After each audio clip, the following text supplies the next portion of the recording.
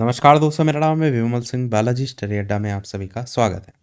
बिहार शिक्षकों के ट्रांसफर को लेकर के कुछ सदन में प्रश्न रखे गए, उनके जवाब, और राजस्थान शिक्षक भर्ती को लेकर के भी सदन में कुछ प्रश्न रखे गए, उसको लेकर के एक नोटिफिकेशन, दोनों की बात इस वीडियो में करेंगे।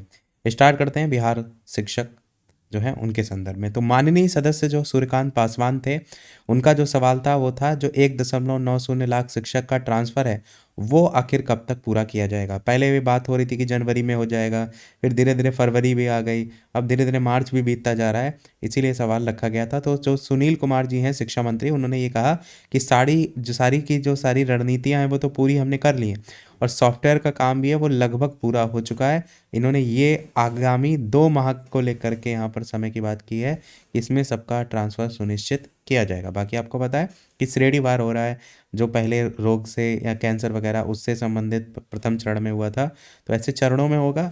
इसी के आधार पर इन्होंने 2 माह के समय को लेकर के बात की है। आगे क्वेश्चन पूछा गया, जो संदीप सौरभ माननीय सदस्य हैं, उनका काउंटर सवाल था कि 2021 में ही कहा गया था कि जो छठा चरण है उसके बहाली के बाद शिक्षक का ट्रांसफ़र जो है वो पूरा कर लिया जाएगा, तो वो अब तक क्यों नहीं हुआ? मतलब घोषणा तो बहुत पहले कर दी गई थी। तो यहाँ पर जो शिक्षा मंत्री हैं सुनील कुमार, उन्होंने कोई जवाब नहीं दिया, ये यहाँ पर निरुत्तर जो है वो रहे, तो ये चीज़ देखने को मिली। अब दूसरी जो अपडेट आपकी थी वो थी राजस्थान में शिक्षक भर्ती को लेकर। हाल फिलहाल में कई लोगों ने रीट परीक्षा दी है। अब रीट पात्रता परीक्षा है, परंतु रीट के बाद आपको शिक्षक भर्ती देखने को मिलेगी। तो कुछ क्वेश्चन यहाँ पर रखे गए हैं, जैसे ये यहाँ पर प्रश्नकर्ता कौन है? श्री मुकेश भाकर जी, माननीय सदस्य हैं राजस्थान विधानसभा के। अतारांकित प्रश्न संख्या है यहाँ पर शिक्षा से संबंधित। पहला क्वेश्चन रखा गया कि विभाग में श्रेणीवार अध्यापक के कितने पद स्वीकृत हैं, उक्त में से वर्तमान में कितने कितने पद कितने समय तक रिक्त चल रहे हैं, और क्या सरकार उक्त रिक्त पदों जो चल रहे पद हैं उन पर नई भर्तियां निकाल कर नियुक्ति देने का विचार रखती है, यदि हाँ तो कब तक, और श्रेणीवार जो संख्यात्मक विवरण है वो सदन की मेज पर रखें। इसके बाद अच्छा, यहाँ पर लिखा है कि यदि हाँ तो कब तक, ये नहीं लिखा है कि यदि नहीं तो क्यों।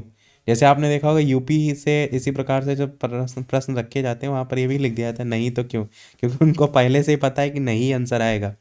दूसरा क्वेश्चन है कि उक्त विभिन्न श्रेणी के अध्यापकों के रिक्त पदों के कारण शिक्षा कार्य बाधित हो रहा है, इस हेतु सरकार ने अब तक क्या प्रयास किए हैं, विवरण सदन की मेज पर रखें।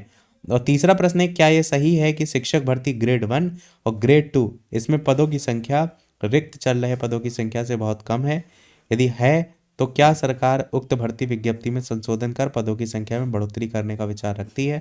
यहाँ पर लिख दिया कि यदि नहीं तो क्यों नहीं रखती, विवरण सदन की मेज पर रखें।